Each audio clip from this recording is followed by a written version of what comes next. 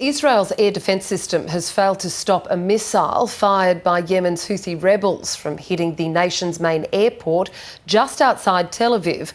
The Houthis say international airlines should stop flying into Israel as the rebels promise to continue firing at the country in solidarity with Hamas and the people of Gaza. I'm joined by Middle East analyst Dr Rodger Shanahan. Hi there, Roger. Thanks for your time. Just how surprising is it that the Iron Dome failed? Well, listen, it's concerning that both systems failed. You always like to have a layered air defence system, and it appears on the information that we know at the moment that the Israeli Arrow system and the US Terminal High Altitude Air Defence, or THAAD system, also failed to intercept this ballistic missile. So it would be something that would be noted by Israel's adversaries, certainly. Does it mark somewhat of a change in what we're seeing over there in the Middle East at the moment, or is it something that should and really could have been expected?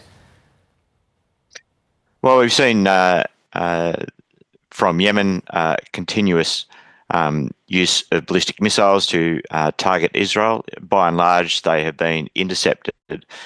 This is noteworthy, obviously, because it not only because it got through, but it impacted so closely to Israel's main civilian air terminal. So it is not different to what has been happening over the past few months, but what is different is that this one got through. So what about the response here? Benjamin Netanyahu has taken to social media saying that Iran is in his sights.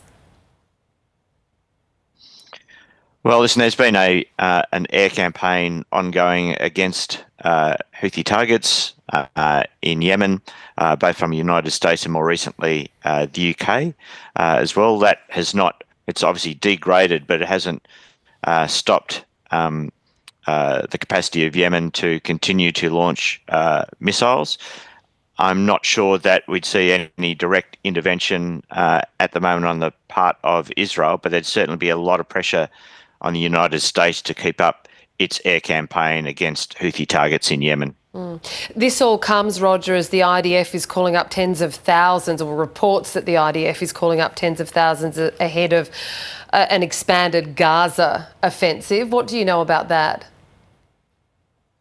Yeah, listen, there have been reports that the Israeli government has or is likely to approve an expansion of Israel's ground offensive in Gaza, and that those, as part of that, letters have gone out to reservists to free up other troops that can be used in this campaign. We're led to believe that the Security Committee of Cabinet is going to meet probably very close to our time at the moment to approve that, and then we'll see what the nature of this expanded grand campaign in Gaza is going to be, how long it's going to last, and whether it's going to have any difference on the ground to what we're seeing at the moment. And this would, I would imagine, if it goes ahead, even the talk of it happening would really impact on any ceasefire deals that are going on. And that was also somewhat hit a roadblock over the weekend with respect to negotiations with Qatar.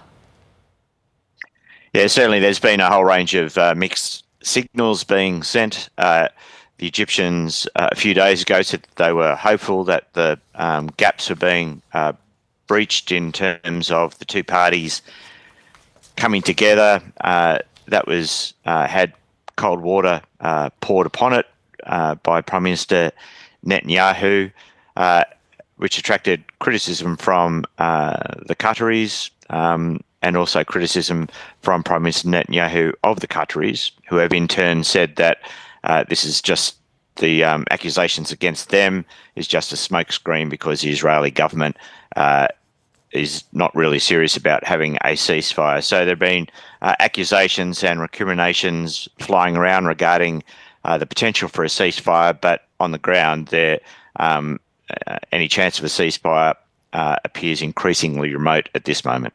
Dr Rodger Shanahan, Middle East analyst, great to speak with you. Thank you.